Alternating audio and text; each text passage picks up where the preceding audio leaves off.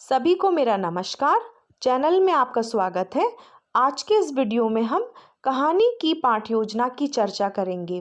कहानी की पाठ योजना बनाते समय सामान्य जानकारियों का वर्णन करते हैं, जैसे कक्षा, विषय, प्रकरण, छात्र, अध्यापक का नाम, दिनांक, समय अवधि, कालखंड और विद्यालय। उसके बाद कहानी शिक्षण के जो उद्देश्य हैं उनका हम वर्णन करते हैं। जो भी गद्य की विधा है उसके उद्देश्य भी अलग होते हैं, उसको पढ़ाने के उद्देश्य भी अलग होते हैं। तो जो भी हम गद्य का प्रकार पढ़ाएंगे उसके उद्देश्यों का वर्णन सामान्य उद्देश्य में हम करेंगे। उसके बाद हम विशिष्ट उद्देश्यों का वर्णन करते हैं।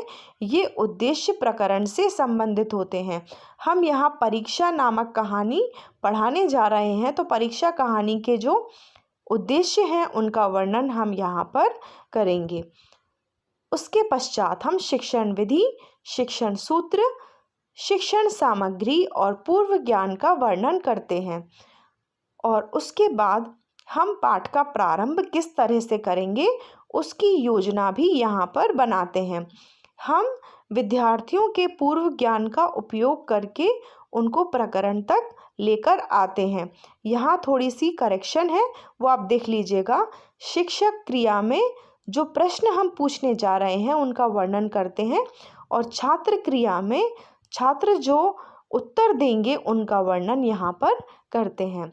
उसके बाद हम उद्देश्य कथन विद्यार्थियों के समक्ष कहते हैं, जैसे बच्चों आज हम परीक्षा नामक कहानी का वाचन करेंगे या परीक्षा नामक कहानी पढ़ेंगे।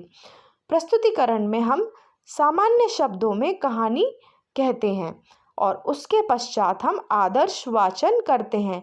एक शिक्षक को आदर्श वाचन करना चाहिए और इसे गति, लय, विराम आदि का ध्यान रखते हुए करना चाहिए, और विद्यार्थी ध्यानपूर्वक सुनते हैं। उसके पश्चात अध्यापक विद्यार्थियों से एक एक करके अनुकरण वाचन करने को कहेंगे, और जो बाकी के विद्यार्थी हैं वो ध्यानपूर्वक सुनेंगे। पाठ में आए कठिन शब्दों का उच्चारण शिक्षक करवाएंगे और विद्यार्थी कठिन शब्दों का उच्चारण करेंगे। तत्पश्चात कठिन शब्दों के अर्थ की व्याख्या की जाएगी, और ये कठिन शब्दार्थ कई विधियों से किया जाता है, जैसे पर्यायवाची विधि, विलोम विधि, व्याख्या विधि आदि। यहाँ व्याख्यान तकनीक का प्रयोग किया गया है।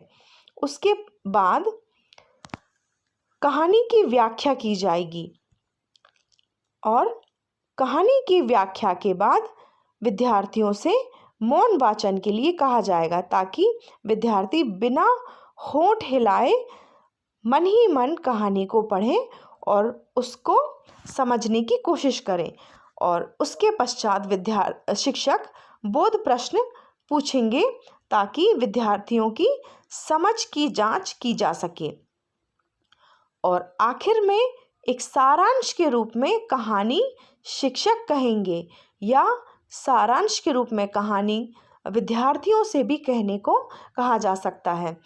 और पुनरावृत्ति प्रश्न शिक्षक के द्वारा किए जाएंगे ताकि विद्यार्थियों की समझ का परीक्षण किया जा सके, और जो पाठ के विशिष्ट उद्देश्य हैं उनकी जांच की जा सके, और अंत में विद्यार्थियों को गृह कार्य दिया जाएगा। आज हमने गद्य के प्रकार कहानी की पाठ योजना की चर्चा की। Thank you so much.